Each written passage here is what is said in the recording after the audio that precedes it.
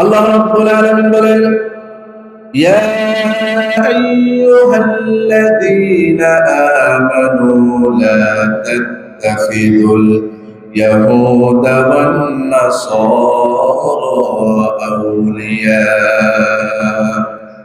বা'দুহুম আউলিয়াউ বা'দ ওয়া মান ইয়াতাওয়াল্লাহুম মিনকুম ফাইন্নাহু মিনহুম ইন্নাল্লাহা লা ইয়াহদিল কওমাজ যালিমিন। আল্লাহ রাব্বুল আলামিন বলেন, হে ইমানদাররা শোনো, লা তাত্তাখিযুল ইয়াহুদা ওয়ান নাসারা আউলিয়া। আল্লাহ পাক ইমানদারদেরকে ডেকে বলেছেন, ও ইমানদাররা, তোমরা ইহুদি খ্রিস্টানদের পুরো কালচারের সাথে, অর্থাৎ তাদেরকে তোমরা বন্ধু হিসেবে গ্রহণ করো না। কে বলেছেন? জোরে বলেন, কে বলেছেন? লা তাত্তাখিযুল ইয়াহুদা ওয়ান নাসারা আউলিয়া। তোমরা ইহুদি খ্রিস্টানদেরকে তোমাদের বন্ধু হিসেবে গ্রহণ করো না। বা'দুহুম আউলিয়াউ বা'দ, কারণ ইহুদি খ্রিস্টানরা নাসারারা তারা একে অপরের অন্তরঙ্গ বন্ধু, ঠিক কি না? ওয়া মান ইয়াতাওয়াল্লাহুম মিনকুম ফাইন্নাহু মিনহুম, সুতরাং তারা তোমাদের প্রকৃত বন্ধু নয়। তারা যদিও তোমাদের সাথে বন্ধুত্ব স্বরূপ আচরণ করে, কিন্তু বিতর্কতভাবে তারা হচ্ছে তোমাদের প্রকাশ্য দুশমন, ঠিক কি না? আল্লাহ রাব্বুল আলামিন আয়াতের মধ্যে আমাদেরকে বোঝাতে চাইছেন, কোন ইহুদি খ্রিস্টান নাসারাদের কালচারের সাথে, অর্থাৎ তাদের সাথে বন্ধুত্ব না করার জন্য আল্লাহ রাব্বুল আলামিন আমাদেরকে নিষেধ করেছেন। সুতরাং এই 31st নাইট, এটা যেহেতু মুসলমানদের সংস্কৃতি নয়, যেহেতু এটা ইহুদি খ্রিস্টানদের কালচারের সংস্কৃতি, সুতরাং এই সংস্কৃতির সাথে যারাই সম্পৃক্ত থাকবে, বোঝা যাবে তারা যেন ইহুদি খ্রিস্টানদের সাথে বন্ধুত্ব স্থাপন করলো, ঠিক কিনা বলেন? আল্লাহ রাব্বুল আলামিন এই আয়াতের মধ্যে আমাদেরকে বুঝাতে চাচ্ছেন, হে ইমানদাররা, লা তাত্তাখিযুল ইয়াহুদা ওয়ান নাসারা আউলিয়া, তোমরা নাসারা ইহুদি খ্রিস্টানদের কে তোমরা বন্ধু হিসেবে গ্রহণ করো না, অর্থাৎ তাদের কালচার, তাদের সংস্কৃতিকে তোমরা ধারণ করো না। কে বলেছে? আল্লাহ বলেছে। কারণ যে ব্যক্তি এই ইহুদি খ্রিস্টানদের কালচারকে যারা গ্রহণ করে, যারা বিধর্মীদের কালচারকে গ্রহণ করে, আল্লাহ রাব্বুল আলামিন তাদের ব্যাপারে বলেছেন, ওয়া মান ইয়াবতাগি গায়রাল ইসলামি দীনান ফালান ইউকবালা মিন ওয়া হুয়া ফিল আখিরাতি মিনাল খাসিরিন। রব্বুল আলামিন বলেন, যে ব্যক্তি ইসলাম বাদ দিয়ে, ইসলামের সংস্কৃতিকে বাদ দিয়ে কোন বিধর্মীদের সংস্কৃতিকে যারা গ্রহণ করবে, আল্লাহ রাব্বুল আলামিন তাদের জীবনের সমস্ত নেক আমলগুলোকে বরবাদ করে দিবে। নাউজুবিল্লাহ বলেন। অর্থাৎ কেউ যদি ইসলাম বাদ দিয়ে অন্য কোন ধর্মের কোন সংস্কৃতি যদি লালন করে, তাহলে তার ইবাদত, সমস্ত আমল যিনি বরবাদ করে দিবেন তিনি কে? তার কোন কিছু আল্লাহ তাআলা গ্রহণ করবে না। এখানে লানে তাকিদ যুক্ত করে বলেছেন, কখনো নয়। আল্লাহ তাআলা কখনো তার থেকে কোন কিছু কখনো আল্লাহ তাআলা কবুল করবেন না, গ্রহণ করবেন না। বলেন আউযুবিল্লাহ। ওয়া হুয়া ফিল আখিরাতি মিনাল খাসিরিন। আর যে ব্যক্তি ইহুদি খ্রিস্টানদের কালচারকে যারা গ্রহণ করবে, তারা পরকালে আল্লাহর কাছে ক্ষতিগ্রস্তের কাতারে শামিল হবে, ঠিক কিনা বলেন?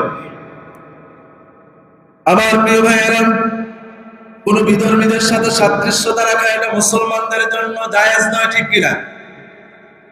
এই ব্যাপারে সুনানে আবু দাউদ হাদিস নাম্বার 3989 নম্বর হাদিসের মধ্যে হযরত ইবনে ওমর রাদিয়াল্লাহু তাআলা আনহু তিনি বর্ণনা করেন, রাসূল কারীম সাল্লাল্লাহু আলাইহি ওয়াসাল্লাম বলেছেন, মান তাশাব্বাহা বিকওমিন ফাহুয়া মিনহুম।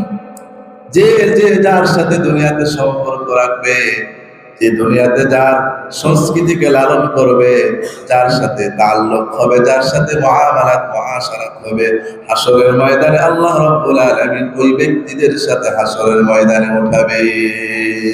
সুবহানাল্লাহ বলেন। অর্থাৎ আপনার চলাচল যদি কোনো ইহুদিদের সাথে হয়, কোনো খ্রিস্টানদের কালচারের সাথে সম্পৃক্ত হয়, তাহলে হাসরের ময়দানে এই খ্রিস্টানদের সাথে আমাদেরকে উঠাবেন কে? জোরে বলেন কে? আমরা কি কোনো খ্রিস্টান ইহুদিদের বিধর্মীদের সাথে হাসরের ময়দানে উঠতে চাই? জোরে বলেন চাই? আমরা চাই মুসলমানদের সাথে, যারা আল্লাহওয়ালা, যারা মুত্তাকি, যারা পরহেজগার, যারা আল্লাহর ওলি, তাদের সাথে এবং নবী রাসূলদের সাথে আমরা হাসরের ময়দানে উঠতে চাই। ঠিক কিনা বলেন? সুতরাং আমরা যদি নবী রাসূলদের সাথে হাসরের ময়দানে উঠতে চাই, আল্লাহর প্রিয় বান্দাদের সাথে হাসরের ময়দানে উঠতে চাই,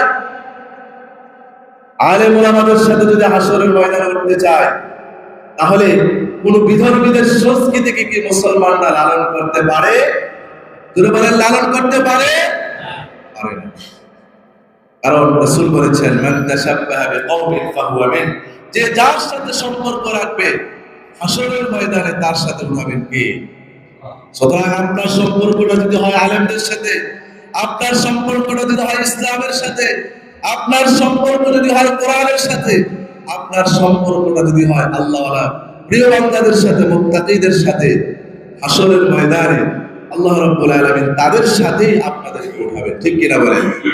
সুতরাং এই হাদিস থেকে আমরা বুঝে নিলাম, যদি আমরা কোনো ইহুদি খ্রিস্টানদের কালচার যদি আমরা গ্রহণ করি, কোন ইহুদি খ্রিস্টানদের কালচারের সাথে যদি আমরা সম্পর্ক তৈরি করি, আল্লাহ রাব্বুল আলামিন হাসরের ময়দানে এই ইহুদিদের সাথে আমাদেরকে উঠতে হবে। বলি নাউযুবিল্লাহ। আর ইহুদিদের সাথে হাসরের ময়দানে উঠলে আমাদের কোনো উপায় থাকবে? তোরা বলেন উপায় থাকবে?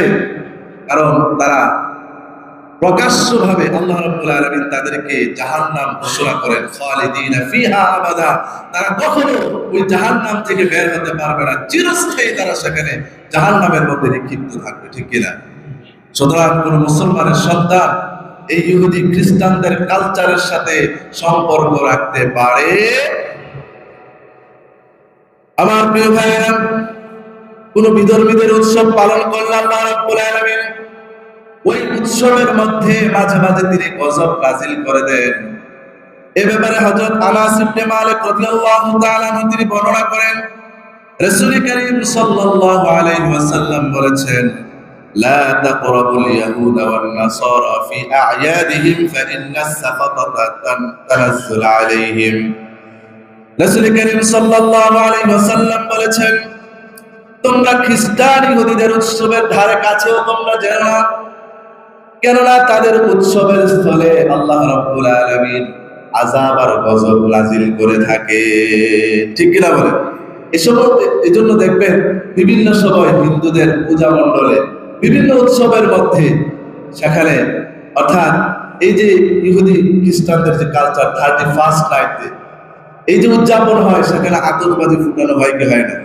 আতশবাজি ফুটাইতে গিয়ে সেখানে অনেক মানুষ এই আতশবাজি ফুটাইতে গিয়ে তারা কি করে মৃত্যুবরণ করে, আহত হয়ে যায়। ঠিক কিনা বলেন? এই গজব কার পক্ষ থেকে? যারা বলেন কার পক্ষ থেকে?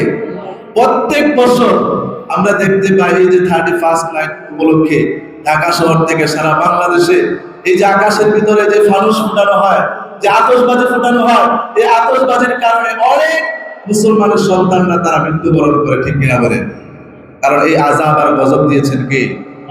আল্লাহ রাসূল সাল্লাল্লাহু আলাইহি ওয়াসাল্লাম বলেছেন, তোমরা ইহুদি খ্রিস্টানদের অর্থাৎ কোন সংস্কৃতির ধারে কাছেও তোমরা যেও না, তাদের উৎসবের কাছে যেও না, কেননা তাদের উৎসবের স্থানে আল্লাহ রাব্বুল আলামিন কি করে থাকেন?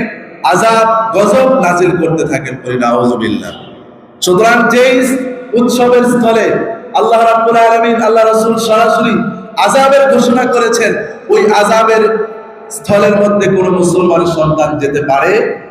জোরে বলেন, কোন মুসলমানের সন্তান যেতে পারে? পারে না। প্রিয় ভাইয়েরা, আল্লাহ রাসূল সাল্লাল্লাহু আলাইহি ওয়াসাল্লাম আমাদেরকে এই কারণে আমাদেরকে ইহুদি খ্রিস্টানদের কালচারের সাথে, অর্থাৎ বিভিন্ন ওলামায়ে কেরাম স্কলাররা তারা এই 31st নাইটকে এই জন্য হারাম ঘোষণা করেছেন। এক নম্বর পয়েন্ট, এটা হচ্ছে এটা কি মুসলমানের সংস্কৃতি না বিধর্মীদের সংস্কৃতি? যারা বলেন এটা কি মুসলমানের সংস্কৃতি না বিধর্মীদের সংস্কৃতি? এই মুসলমান অমুসলিমদের সংস্কৃতির সাথে মুসলমানদের সন্তানদের কোন সম্পর্ক থাকতে পারে?